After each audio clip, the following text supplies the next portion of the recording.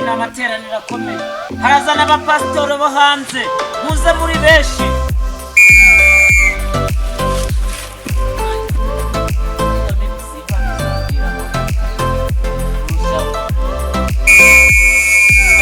muze muri benshi hari amateraniro haraza n'abapasitoro bo hanze muze muri benshi hari abapasitoro bo hanze baraza mu materaniro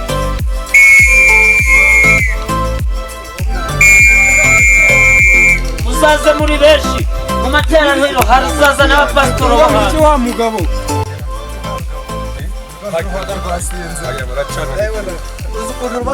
akunda gicupa numvishetse bari kuvuga ngo hazaza n'abapasiteri batararaga mu nzu bo hanze muze muri benshi haraza n'abapasiteri b'abakenya b'abanyakenya nabo bageze mu rusengero bihute muzaze muri benshi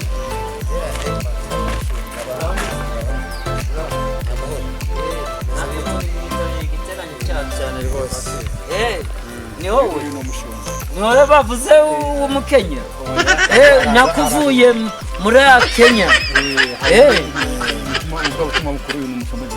okay nange icyo nshinzwe mu itorero ni njyewe ubakangurira kuza mu itorero bihuse bakangurira ni karibu havugurura neza guca vuga ati ibintu byose bisize hano ku murongo waharambuye muhume twagira ngo urukugambirira inanga tutari bumva senga mwene data tutangira avugurura se bitaravugurura nuko data wera haleluya Yesu Kristo abavandimwe hari imbere iri terano rigiye kuba inzoga zacu zose uzizi mwami Yesu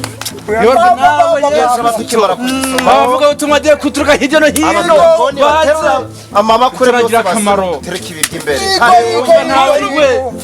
abazi batakijijwe bakizwe ntama w'Imana twiyambaje mani komeye warukamye mani ifite mu izina rya Yesu amen haleluya amen tugiye kutangira ijambo ry'Imana turareba Yohana ibice 14 kumbice ijambo ry'Imana ritubwira muhungu arashonje irakurya nk'isitari irakurya nk'isitari n'iyizuba oya cyane cyane inzara iryana twumvikane hano ni mu nzu y'Imana ndikumva mu gikoni bari guhuma haleluya hano ni mu nzu y'Imana ijambo ry'Imana ni ikintu ubundi wari ijambo ry'Imana urahaga waririye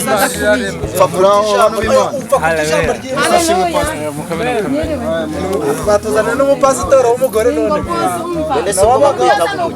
abapasiteri muze mwicara ngaha intebe za pasiteri ngizi ni pasiteri uri pasitoro ni pasiterine haleluya mwicare mukorwa na pasiparu haleluya mwicare mugubwe neza amen murakoze nibwo turakomeza tuvuga ijambo ry'Imana sezajani bagengwa uko nabaye kera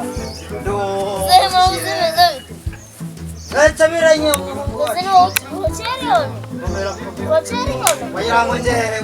ngo habaye ikirero igiterane haje hari n'abapasiteri bo mwijuru harida ariko numero baraguhamagara ngo haje n'umupasiteri w'umukenya nyine ubwo wo muri Kenya umupasiteri wo muri Kenya ariko shobora hari undi ukomeye baranarya jewe tu baranarya pasitoro w'umukenya bagiye kuza tuvuga ijambo ry'Imana reka tube turumva ijambo ry'Imana sibyo ijambo ry'Imana muri Yohana rero atwigishe atugezeho n'ubutumwa bwiza impamba yatuzaniye agaseke yatuzaniye agire gute akadupfundurira umukozi w'Imana urakwakira giterane tumaze iminsi tukwitegura yego kugira ngo uzaze tugezeho ijambo ry'Imana tuguheruka kera wari utari wajya mu mwuka neza kuko None ndabona uburimo neza. Leo Mungu ni Mungu tu. Tuguhaye ikaze muzo y'Imana. Muraho. Inyarwanda yarananiye lakini kubera byishimo byinshi ndafise ndagerageza buhoro buhoro kace kuyivuga. Haleluya. Amen. Haleluya. Amen. Habari zenu? Yego. Uyu mukenya ko atari kuvuga ikinyarwanda nta muntu wadusobanurira. Mutuze. Yego. Dufite ururimi ari kuvuga. Yaza ari kuvuga icyongereza twari kumusubiza. Ariko buriya muzehe mawuzi. Yego, buriya muzehe mawuzi azi indimi byibuze nka 16 kandi yabaye muri Kenya. Wa musaza ufite agacuma. Yego. Genda. Nindi azana inzoga muntu muri iyi minsi amazi imisi wari gukizwa.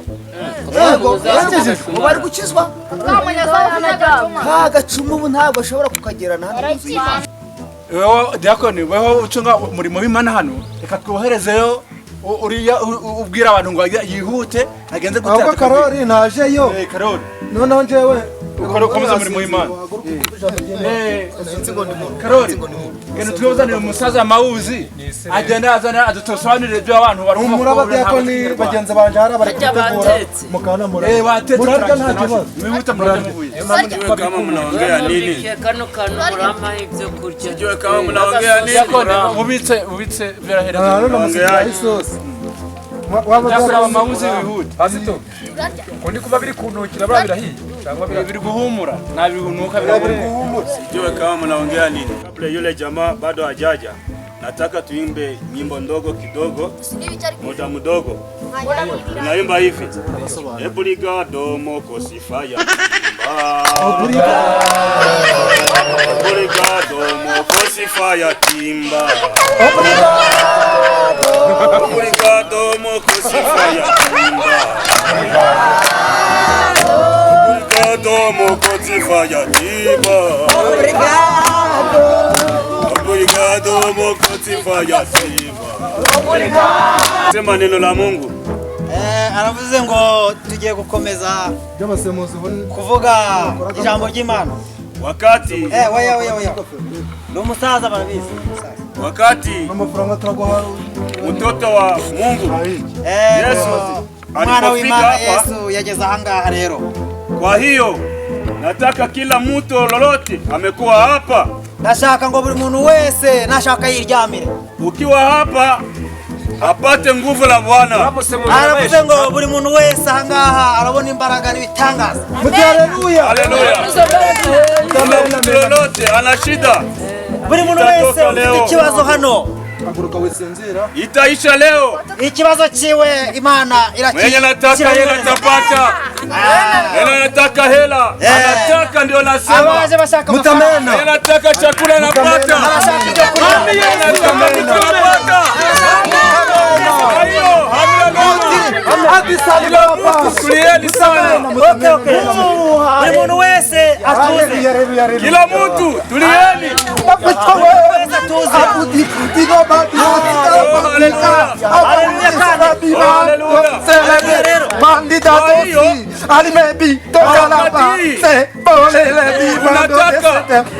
Usikie neno la Mungu. Mungu aliposema Turagira ngo mwese mutuze. Mwese mutuze niko bavuze. tunataka Baba. kila mtu lolote amekuwa hapa Turashaka ngo tulieni. umuntu wese atuze. Usikie neno la Mungu. Tuza kumbaraga. Mungu anasema mumwamini Mungu na mumwamini Yesu. Ibyo naringiye kubivuga ariko ndabyibagiwe gatoya. Mungu anasema Imana iravuze ngo mumwamini Mungu mwese na munaamini. mugira ubwenge kuko nta bwenge mufite ubwenge buke cyane. Unasikia?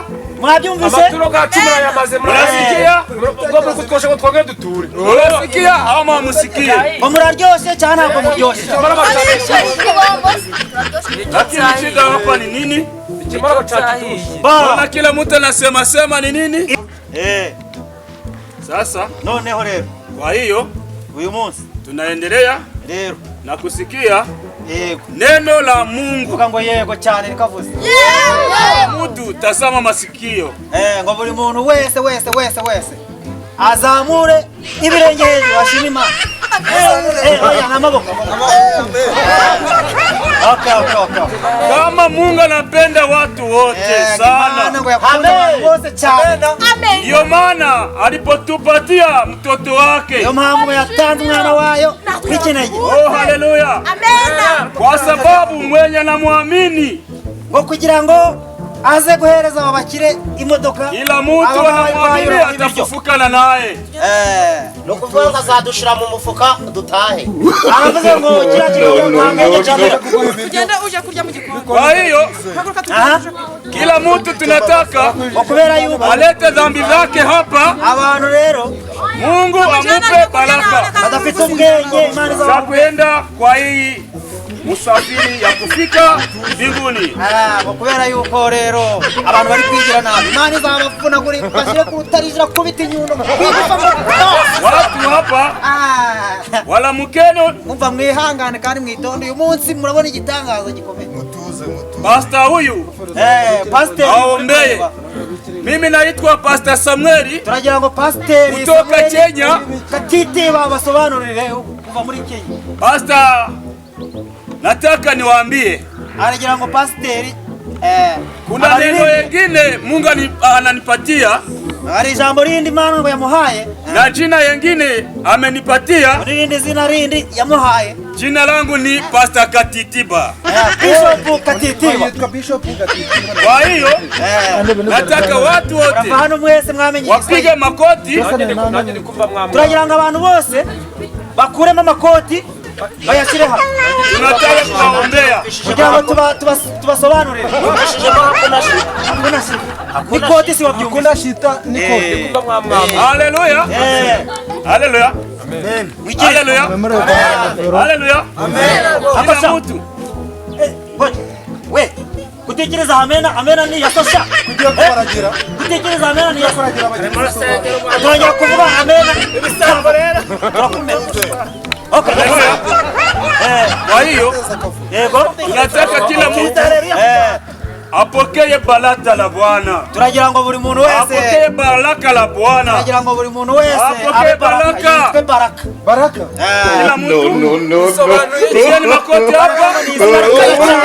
Muombe. Buri muntu wese kubita ikoti hano hanyuma namara kubita hano ikoti tumusengere. Abantu bazanye amakoti ni bane. Kubita ikoti hanga hari ko bagusengere bigutwaye. Wakora mende koti kari hakubita. Ari wowe wambaye koti. Ni koti bavuze. Wewe wakubita mwavuga n'abakubita imipira. Wala wanasema kitu kenye na sisi yake. Sababu gani? Bakubita n'imigeri. Bari kuvuga rero Messi kandi kubite. Okay. Kandi kubite. Mureke mbabwire. Mubwire ngo ikiwe mu pastor. Uyu mu bishop mubwire ngo ikiwe tutse muri Kenya. Mubwire gafite ndani. Mubwire turi igisambo. Mubwire ngo ni igisambo. Mubwire ngo ni igisambo. Igisambo nini? Reka tutoke mu Kinyarwanda ntagarabyore. Kwa hiyo bishop. Baravuze ngo uri bishop w'igisambo w'igicucu ngo wikibwa cyane ariko banakupenda sana. Sawa.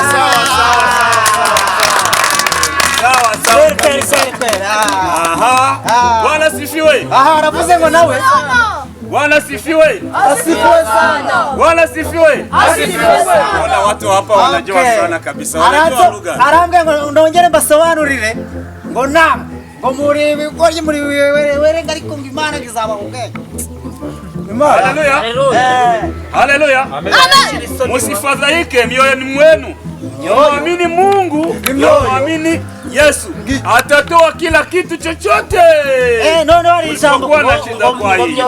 ijambo ryiza avuze. Hari ijambo ryiza avuze. Aravuze ngo mwese abemeye kwihana. Aravuze ngo abemeye kwihana bakaba barirwa Imana ikabamugisha bose bapfukame hano hanyuma ngo abasenge abaheshe umugisha nta kibazo nabanza asengera urufite inzara uyu nakira inzara n'abandi bose baraba bakijije n'abandi bose n'uyu mukamugurira n'ipantaro reba ukuntu ameze amafaranga yo kugura ibyuma ntabwo tugiye gupfukama rero tugiye gupfukama hanyuma badusengere hanyuma bigende neza tuwaombe kwa jina la Bwana na jina la Yesu Mwokozi dore n'abana bashonje aguruka upfukama bagusengera piga makoti aguruka upfukama bagusengera nguvu zinatoka mbinguni zije hapa abadiakoni ngo n'abapasiteri fanya kitendo kila kitu chochote abazenguruke hanyuma mtu analeta hapa ila shida lolote toka leo taisha leo. Okay mwumve ijambo ry'ubwenge hano mwumve ijambo ry'ubwenge buri wese araramburaho umuntu ibiganza mubanze